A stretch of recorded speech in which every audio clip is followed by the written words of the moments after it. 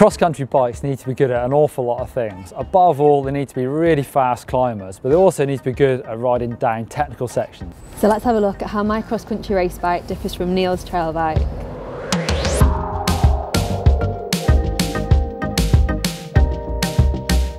Number one, lightness versus strength and reliability across a component choice.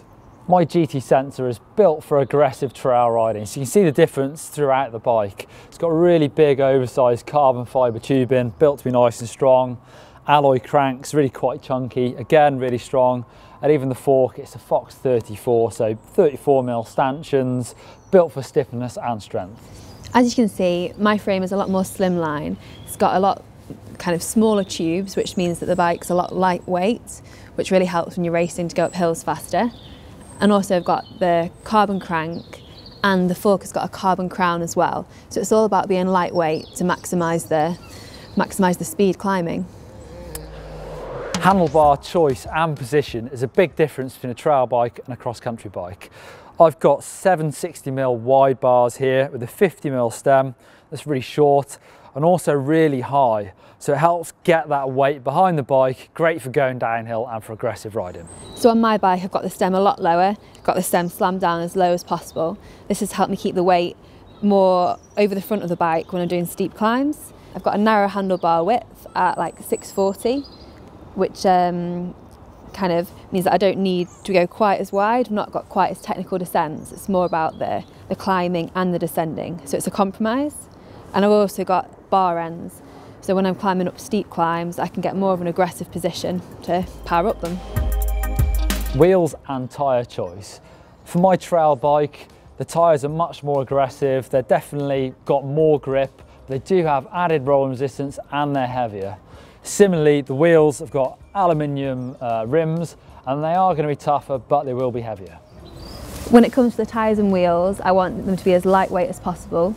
For the tyres, depending on the course, depends on whether you go for the thicker and heavier protection tyre or whether you might go for the more lightweight version. Also, depending on the course, sometimes you have more sealant in, or if you can get away with it, you have as little sealant as possible, because with it being a rolling weight, you want it to be as light as possible. For the grip, you normally go for one that you can get away with as much as possible in the technical sections. You want to be able to kind of ride fast in the technical sections, but then have as least grip as possible to climb with. Also, carbon fibre rims, again, lightweight. Saddle height. On my trail bike, I have a dropper seat post, so I can have my saddle in that perfect position for pedalling, but also have the advantage of the dropper post to get it out of the way for the technical downhill sections. Whereas in cross country, we just get on with it. You put your seat in the perfect position for pedalling, and then you learn to move around the bike. So technical sections, you just have to deal with it. Carbon seat post, again, it's down to being lightweight. When you add in a dropper post, you add in the extra button, extra hose, it just adds weight which you don't need.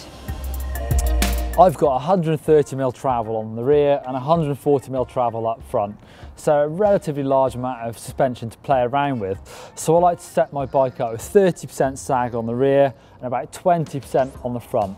I also like to add volume spacers so that I've got that first part of the travel that's really nice and compliant on the small bumps, but then it'll ramp up nice and hard for when I'm hitting those big aggressive drop-offs and for steep downhill riding. I only have 100mm travel on my bike. Whilst it's really important that it's compliant and that it soaks up all of the bumps and all of the rough stuff, I also need it to be really efficient for pedalling. I want all the power that I kind of create to make me go forwards and not lose any through bobbing through the suspension. I've also got remote lockout, which I actually use like loads when I'm racing.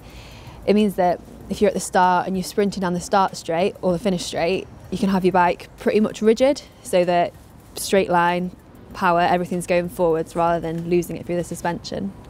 Okay, so there's some of the things you need to have a look at if you're trying to set your bike up for cross country. If you want to see more videos from GMBN, you can click up there for our feature on stem length.